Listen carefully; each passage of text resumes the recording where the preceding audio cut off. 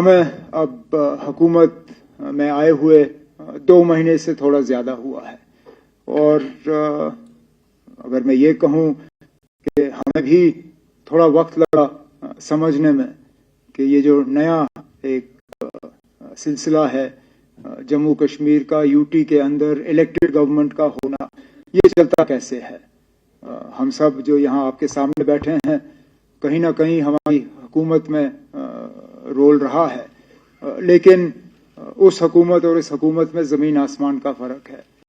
تو یہ سمجھنا کہ ہماری ذمہ داری کہاں پہ شروع ہوتی ہے، کہاں پہ ختم ہوتی ہے، راج بھون کی ذمہ داری کہاں شروع ہوتی ہے، کہاں ختم ہوتی ہے، ان چیزوں کو سمجھنا ابھی بھی ہم سمجھ رہے ہیں، لیکن تھوڑا سا اس میں وقت لگا تھوڑا ایڈجسٹ کرنے میں۔ اور عام طور پہ اگر دیکھیں تو مجھے نہیں لگتا ہے کہ ہمیں زیادہ تکلیف ہوئی۔ مجھے لگ رہا تھا کہ بہت مشکل ہوگا اور ان حالات میں کام کرنا، لیکن حالات ہیں جو ہیں، اور عام طور پہ مجھے لگتا ہے کہ ٹھیک ٹھاک طریقے سے جو ہے ہماری شروعات ہوئی۔ ہم اپنے الیکشن سے پہلے کیے گئے وعدے جو ہیں ان پہ ہم قائم ہیں۔ ہم اپنی جگہ مان کے چلتے ہیں کہ جن وعدوں کے بنیاد پہ لوگوں نے ہمیں حکومت بنانے کی اجازت دی، مینڈیٹ دیا، ان سے ہم مکر نہیں جائیں گے۔ کچھ ایسے وعدے ہیں جن کو ہم نے فوری طور عمل میں لانے کی شروعات کی ہے۔ کچھ کے لیے جموں کشمیر کا نظام اور ہماری جو سٹیٹس ہے اس کو بدلانا جو ہے وہ بہت زیادہ ضروری ہوگا۔ ہم امید کرتے ہیں کہ جموں کشمیر کا یو ٹی رہنا یہ ایک ٹیمپرری فیز ہے، وقت کی بات ہے۔ جموں کشمیر کے لوگوں نے بڑھ چڑھ کے اکتوبر کے انتخابات میں حصہ لیا، اور حصہ لینے کے بعد ملک کی قیادت نے جموں کشمیر کے لوگوں کی تعریف کی، کہا کہ امید سے زیادہ لوگوں نے الیکشن میں حصہ لیا۔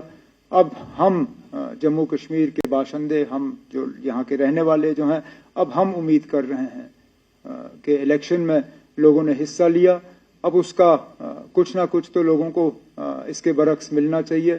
اور سب سے بڑا وعدہ جو جموں کشمیر کے لوگوں کے ساتھ اگر مرکزی حکومت نے کیا ہے، وہ جموں کشمیر کو دوبارہ ریاست کا درجہ واپس دینے کا وعدہ ہے۔ تو ہم امید کرتے ہیں کہ اس میں وقت نہیں لگے گا۔ ویسے بھی اگر آپ دیکھیں تو لگ بھگ 1 سال پہلے جب سپریم کورٹ نے 370 کے معاملے میں اپنا فیصلہ سنایا تھا، تو اس وقت اسٹیٹ ہوڈ کو لے کے انہوں نے کہا تھا کہ ایز سون ایز پاسبل، مطلب جتنی جلدی ہو سکے۔ اب 1 سال ہو گیا ہے، تو ہم تو مانتے ہیں کہ 1 سال جو ہے وہ ایز سون ایز پاسبل کے لیے کافی ہے، اور جلد سے جلد جموں کشمیر کو ریاست کا درجہ جو ہے وہ واپس مل جائے گا۔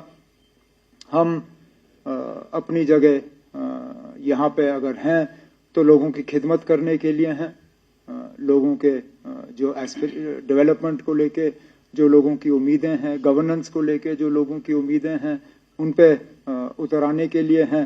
لیکن ہمیں اس بات کا بھی احساس ہے کہ سب سے بڑی ہماری ذمہ داری اگر ہے تو وہ لوگوں کے جذبات اور احساسات کا جو ہے ہمیں ان کا قدر کرنا ہوگا، اور لوگوں کی جو امیدیں ہیں، جو ایسپریشنز ہیں، ان کو ریئلائز کرنا ہوگا، ان پہ اتر آنا ہوگا۔ اور میں سمجھتا ہوں لوگوں کی پریشانی، خاص کر زمین کو لے کے، ہم اپنی زمین بڑھا نہیں سکتے، اور یہ وہ زمین ہے جو بہت مشکل حالات میں شیخ محمد عبداللہ نے لوگوں کے حوالے کیا، اور اب ان سے وہ زمین واپس لی جائے، میں سمجھتا ہوں مشکلات، لیکن ترقی کو بھی روکا نہیں جا سکتا۔ Development will also have to go hand in hand with the concerns that people have. Now, to the best extent possible, we will have to ensure that whatever routes are selected, whether for roads or for railways, are on non-productive lands. Not all our lands are highly productive, but those that are, we should, to the fullest extent possible, avoid taking them over for any development projects. اب جہاں تک NIT کی آپ نے بات کی، یہ صحیح ہے کہ ایک وفد مجھے ملنے آیا, دے آر کنسرنڈ کہ اس زمین پہ ان کے بادام کے باغات وغیرہ ہیں. میں نے تو ان کو اتنا ہی کہا, میں نے کہا نا اگر وہاں کے لوگ NIT نہیں چاہتے ہیں تو ہم اس کو کہیں اور لیں گے جہاں لوگ چاہتے ہیں. Not everybody is opposed to development here. There are areas where there is unproductive land that can be used for this NIT.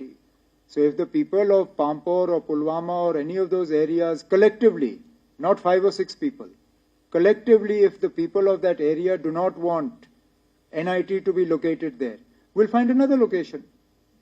If we can locate a central university somewhere, if we can locate an AIIMS somewhere, we'll find place for NIT also. اگر پلوامہ کو نہیں چاہیے کہیں اور لے لیں گے, اور بھی ضلع ہیں یہاں پہ نا. There are other districts that will welcome it with open arms. I don't want to take names here, but an MLA of a party not associated with the government, جب پلوامہ میں بات ہوئی انہوں نے مجھے فون کیا, کہا نا اگر ان کو وہاں نہیں چاہیے میں آپ کو زمین دے دوں گا, میرے ہاں چھوڑ دیجیے, میرے ہاں لگائیے یہ NIT. ویسے بھی ہمارے ہاں کچھ نہیں ہوا فی الحال. So there are places where we can locate this, but we'll have to find a balance between our development needs and also protecting our productive agricultural land. اور یہ میں نے بار بار جب نیشنل کانفرنس تنظیم کو لے کے آپ لوگ سوال کرتے تھے, جناب یہ آٹوکریسی ہے, خاندانی رول ہے, یہاں ایک ہی بات چلتی ہے اور وہ جناب فاروق عبداللہ کی ہے, وہاں پہ اور کسی کو بات کرنے کی اجازت نہیں. میں نے ہمیشہ کہا کہ نیشنل کانفرنس کی تنظیم میں جمہوریت ہے, سب کو بات کرنے کا اپنا ادھیکار, اپنا حق ہے. اس حق کو MP صاحب نے استعمال کیا, لیکن اس میں بھی آپ دیکھیے نا حالات کیسے بدل گئے. مجھے وہ یاد ہیں جہاں پہ احتجاج سوچنا بھی, کرنا تو دوسری بات, احتجاج کی بات کرنا بھی غیر قانونی سمجھا جاتا تھا. ہمارے گھروں پہ اور گیٹوں پہ تالے لگتے تھے جب ہم کہتے تھے کہ ہم گھر سے باہر نکل کے احتجاج کریں گے. ان کا احتجاج چیف منسٹر کے گیٹ تک پہنچا. میرے گیٹ کے باہر احتجاج کرنے کے بعد مجھ سے ان کی ملاقات ہوئی. اس سے تو آپ کو پتہ چل جاتا ہے کہ کم از کم ہم لوگوں سے ڈرنے والے نہیں ہیں, نہ ہم ان سے چھپیں گے. ان کے جذبات ہیں, ان کے کچھ کنسرنز ہیں جو ان کا حق تھا ہمارے پاس لانا. لیکن جہاں تک ریزرویشن کے حوالے سے آپ نے بات کی یا ان کا جو مدعا ہے, میں تو تھوڑا سا ہٹ کے اس میں کہوں. ریزرویشن کا جہاں تک ان کا کنسرن ہے اس کے لیے کیبنٹ کی سب کمیٹی جو ہے بٹھائی گئی ہے. وہ اپنا کام جو ہے, میں نے ان اسٹوڈنٹس کو کہا تھا کہ ٹائم باؤنڈ مینر میں نے ان کو کہا کہ 6 مہینے کے اندر امید کی جائے گی کہ کیبنٹ سب کمیٹی جو ہے اپنا کام مکمل کرے. اس کے ساتھ ساتھ پیرللی ہائی کورٹ بھی اس معاملے کی سنوائی جو ہے وہ شروع کی گئی ہے. لیکن میں تو یہ مان کے چلتا ہوں کہ چاہے آپ اوپن کیٹیگری سے ہوں, ریزرو کیٹیگری سے ہوں, آج تو خطرہ یہ ہے کہ ہماری نوکریاں ہمارے لیے نہیں ہیں, ہمارا زمین ہمارے لیے نہیں ہے. ہمیں تو پہلے یہ نوکریاں اور یہ زمین پہلے اپنے لیے بچانا ہوگا, پھر ریزرویشن کا جھگڑا جو ہے وہ ہم کرتے رہیں گے. مجھے ڈر اس بات کا ہے کہ ہم یہاں ریزروڈ اور اوپن والی لڑائی تو لڑتے رہیں گے, لیکن جب باہر سے یہاں جو ہے نوکری لینے کے لیے لوگ آنا شروع کریں گے پھر کیا کرو گے. لیکن جو میں نے کہا, this process is being locked at and we will both will happen in parallel, cabinet subcommittee and the work of the honorable high court. جہاں تک honorable MP کے حوالے سے آپ نے بات کی, چلیے انہوں نے میرے گھر کے باہر احتجاج کیا, اچھا کیا. اب میں امید کروں گا کہ آنے والا جو پارلیمنٹ کا سیشن لگے گا بجٹ کا, وہاں پہ بھی اسی طرح کا احتجاج کیا جائے, باقی پارٹیوں کو اس میں شامل کیا جائے, MPs کو جوڑ دیا جائے, اور جموں کشمیر کی اسٹیٹ ہوڈ کے لیے وہاں پہ ایک اچھا خاصا احتجاج جو ہے ہمارے MP صاحب لیڈ کریں, بڑی اچھی بات ہوگی. جہاں تک ایڈورٹائزنگ ریٹس کے حوالے سے آپ نے بات کی, نوٹ کیا ہوا, سیکٹری جو ہمارے ابھی آئے ہیں انفارمیشن کے, راجو صاحب, ان سے اور ڈائریکٹر انفارمیشن سے بات کر کے جو بھی ہمیں اس میں کرنا ہوگا ہم کر لیں گے. جہاں تک 2014 سے پہلے اور آج میرے میں فرق کیا ہے، بال اور زیادہ سفید ہو گئے، بڑھاپے کی طرف اب تیزی سے بڑھ رہا ہوں. کیا بدلاؤ آیا ہے یا نہیں آیا ہے، یہ آپ جب میرا یہ ٹرم ختم ہوگا اس وقت کہیے نا. میں اپنے منہ سے کیا کہوں؟ میں تو کہوں گا نا میں بہت اب زیادہ سمجھدار ہو گیا ہوں اور بہت مطلب قابل اب ہوں، لیکن میرے کہنے میں کوئی وزن ہی نہیں ہے. جب آپ کہیں گے تو تب مجھے لگے گا کہ واقعی فرق آیا ہے. تو جب 4 سال اور 10 مہینے لگ بھگ رہ گئے ہیں نئے الیکشن کو، اس وقت بتائیے نا کہ پچھلے ٹرم اور اس ٹرم میں اگر آپ کو کوئی فرق نظر آیا یا نہیں. مجھے تھوڑا سا فرق فی الحال میں آپ سے کہوں مجھے تھوڑا سا فرق نظر آ رہا ہے. میں ایک مثال کے طور پہ جو پچھلے دنوں برف باری ہوئی، میں مان کے چلتا ہوں نا، اگر 2009 شروع میں اس طرح کی برف باری ہوئی ہوتی میرا رسپانس اس طرح کا نہیں ہوتا. ڈی سیوں کو میٹنگوں میں شامل کرنا، آنریبل ایم ایل اے سے فیڈ بیک لینا، کٹنگ اکراس پارٹی لائنز، یہ 2009 میں مجھ سے نہیں ہوتا. آج ہوا ہے کیونکہ تھوڑا سا بدلاؤ تو آ ہی گیا ہے. ایک منٹ کے لیے اگر ہم مان کے بھی چلیں نا کہ جموں کشمیر کا اس طرف کا حصہ جو ہے وہ ہمیشہ کے لیے ریزالو ہوا ہے. جموں کشمیر کا ایک حصہ سرحد کے اس طرف بھی ہے نا. جب بی جے پی یہ کہتی ہے کہ مسئلے کشمیر کا اب ہمیشہ کے لیے حل ہو گیا ہے، کیا ہم یہ مان کے چلیں کہ جو ایل او سی کے پار والا حصہ ہے جموں کشمیر کا، اس کا بھی مسئلہ حل ہو گیا ہے؟ ظاہر سی بات ہے نہیں ہے نا. مسئلہ کشمیر ابھی بھی ہے، چاہے سرحد کے اس طرف یا اس طرف، اس پہ ہم بحث کر سکتے ہیں، لیکن مسئلہ ہمیشہ کے لیے حل نہیں ہوا ہے. ہم چاہتے ہیں کہ ہو. ہر بار سردیوں میں ہمیں اس طرح کے حالات دیکھنے کو ملتے ہیں. حقیقت یہ ہے کہ پچھلے سالوں کے مقابلے اس سال ہم زیادہ بجلی لوگوں کو فراہم کر رہے ہیں، لیکن آج بھی کٹس کی ضرورت پڑ رہی ہے.